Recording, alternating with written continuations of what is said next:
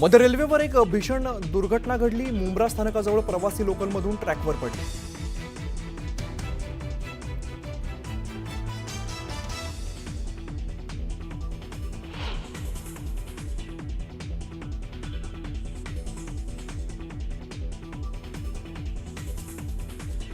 दोन विरुद्ध दिशेने जाणाऱ्या ट्रेनमधील लटकलेले प्रवासी एकमेकांना घासल्याने रेल्वे ट्रॅकवर पडले। लोकलच्या फुटबोर्डवरती उभे असल्यामुळे मोठी दुर्घटना। 9 प्रवासी जखमी, 2 महिला, 7 पुरुषांचा समावेश।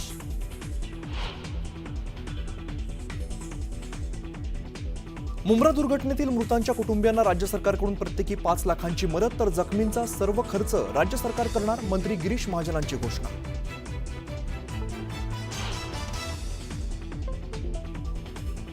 हा विषय फक्त रेल्वेपुरता मर्यादित नाही। बाहेरून येणाऱ्या वाढत्या लोंढ्यांमुळे शहरावरती वाढता बोजा, तर टाउन प्लॅनिंग नावाचा विषय उरलेला नाही।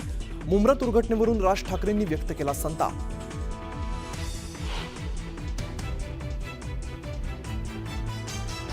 रेल्वे मंत्र्यांचा राजीनामा मागण्यापेक्षा त्यांनी गर्दीच्या वेळेस लोकलमध्ये शिरून दाखवावं, राज ठाकरेंचं रेल्वे मंत्र्यांना खुलं आव्हान।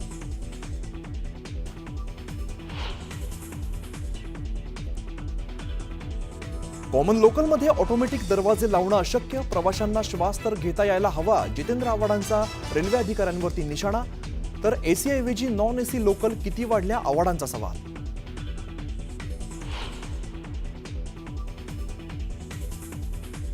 राज ठाकरे चांगले प्रभावी वक्ते, राज ठाकरे आघाडीत आले तर आघाडीची ताकद वाढेल, मग त्यांना सोबत घेण्यात गैर काय, जयंत पाटलांचं मोठं विधान।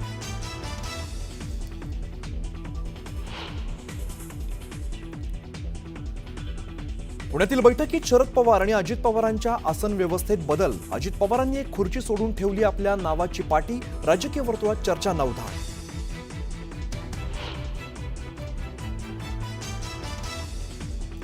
मुंबईच्या घाटकोपर पूर्वमध्ये पुन्हा मराठी गुजराती लोकांमध्ये वाद। मराठी गुजराती कुटुंबाचा भांडणाचा व्हिडिओ समोर, पोलिसात अद्याप तक्रार नाही।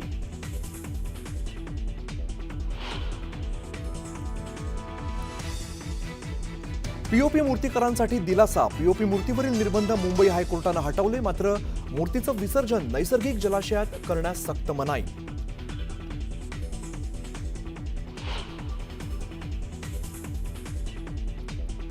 आणि अरबी समुद्रात मालवाहू जहाजाला भीषण आग, कोस्टगार्डकडून 18 जणांना वाचवण्यात यश, बेपत्ता 4 शोध सुरू।